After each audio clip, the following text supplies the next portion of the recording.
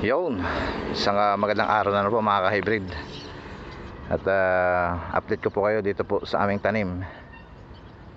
Super Hybrid Rice Jackpot 102 Leeds Agri. Ayan po. Tingnan nyo naman po gaano po kaganda na. Nakaisbong na ang aming tanim. Nakapagsuwi na sila. Ayan po yung nagagawa ng patuyo technique. Ayan, para po makasingaw. Yan po yung ginagawa namin, pagpapatuyo bago po kayo after magsabog. Ayan, magpatuyo na kayo.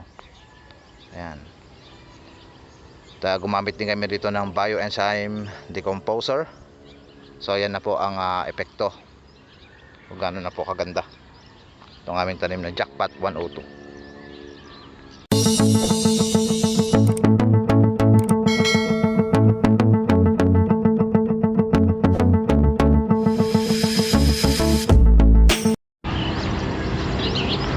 Isang magandang araw na po mga ka-hybrid.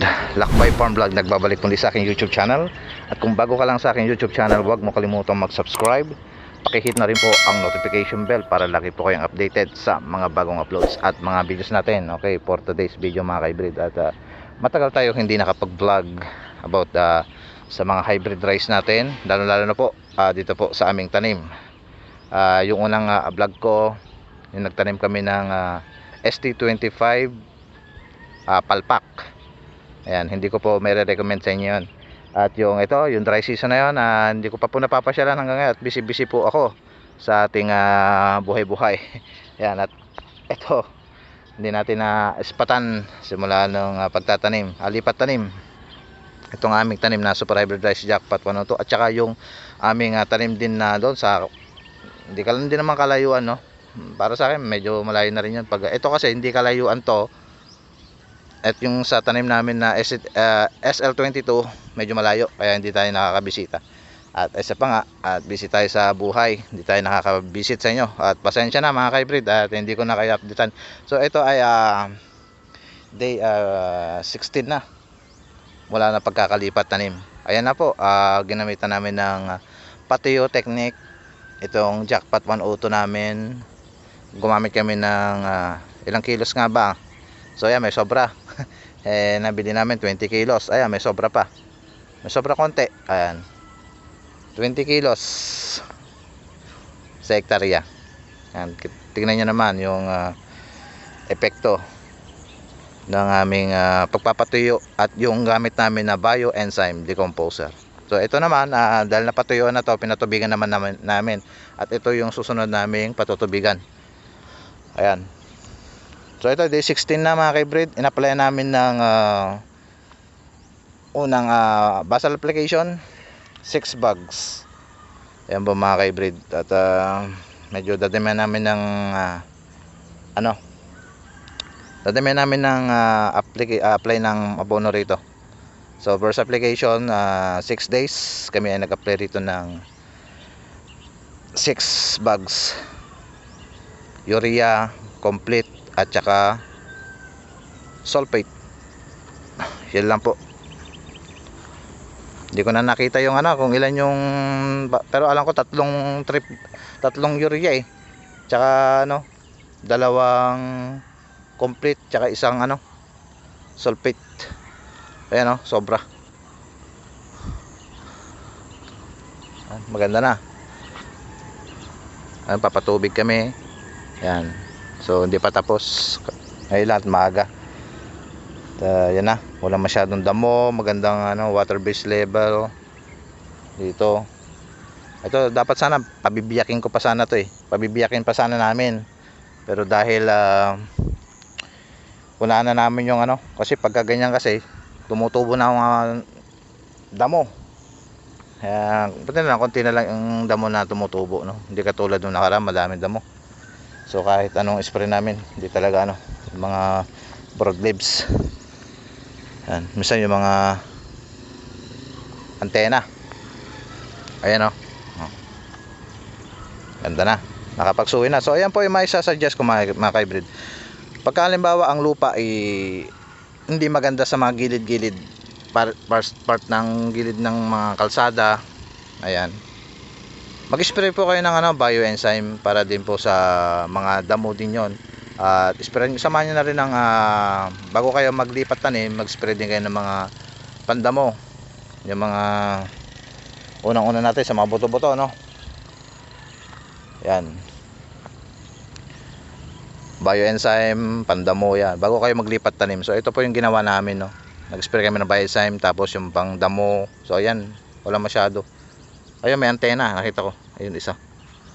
Hindi naman bubunutin lang yan. Ayan, yun lang mga ka-hybrid. Bioenzyme, decomposer. Yung iba kasi hindi gumagamit dahil nga. Tapos dun sa mga gilid, ang hirap anuhin. Hindi, ang hirap patagi dahil matigas yung lupa. Kaya pagka sobrang tigas ng lupa, kayo ay mag-spray ng bioenzyme. Ayan po. Maganda po yan para po ay yung ugat ng ating katulad nito. Nag-spray tayo ng bioenzyme. At pinatutuyuan nyo, mabilis po makapagsuwi. At saka yung mga paninilaw, may iwasan po mga ka-hybrid. Yung kanyang paninilaw, yung kasi puro babad kayo ng ang mali sa ating mga ka-farmers ay binababad palagi, hindi po maganda yon. So kailangan nyo rin patuyuan. Unang lipat tanim, patuyuan nyo na. Yun. So ito na yung unang patuyo namin. Talagang ay pangalawa na pala. Pangalawang patuyo. Noong una pinabiyak namin pala. Tapos ito ngayon at ayan nga, patubingan na namin. Pangalawang patuyo ay wag ayun.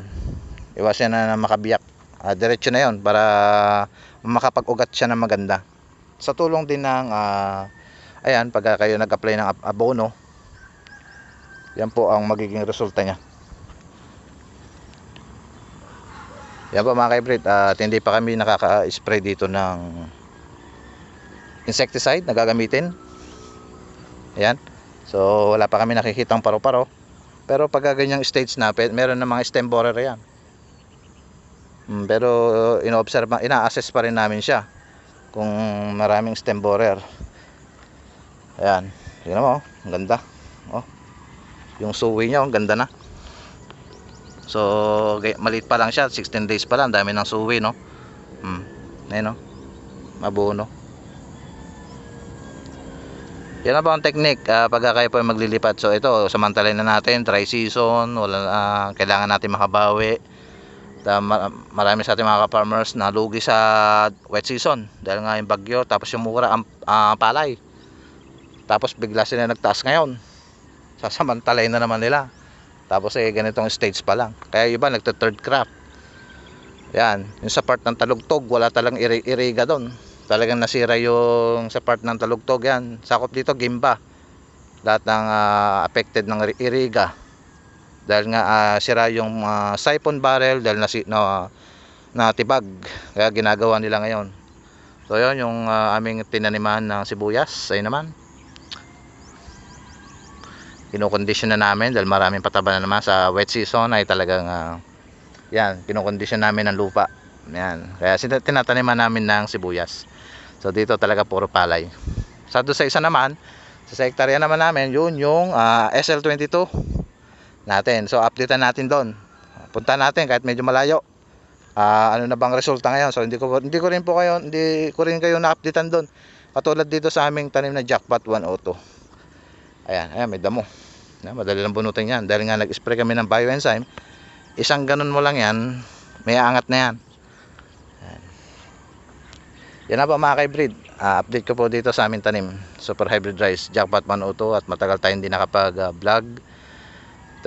Next natin, medyo talagang busy tayo.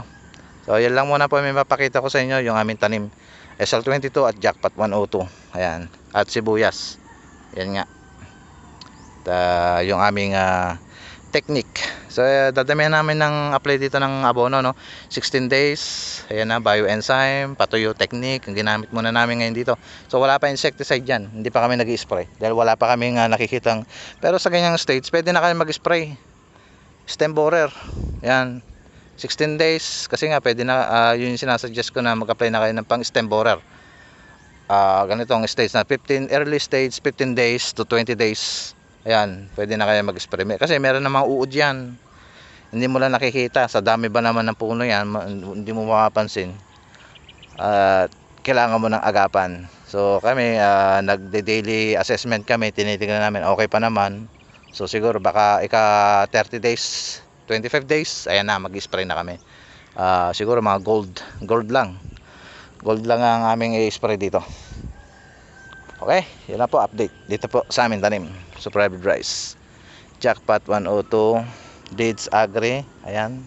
20 kilos ang ginamit namin pero sobra, pero sakto lang talaga yung 18 kilos. Ayan. Yan po, isang magandang araw na po at mag-ingat po tayo at God bless.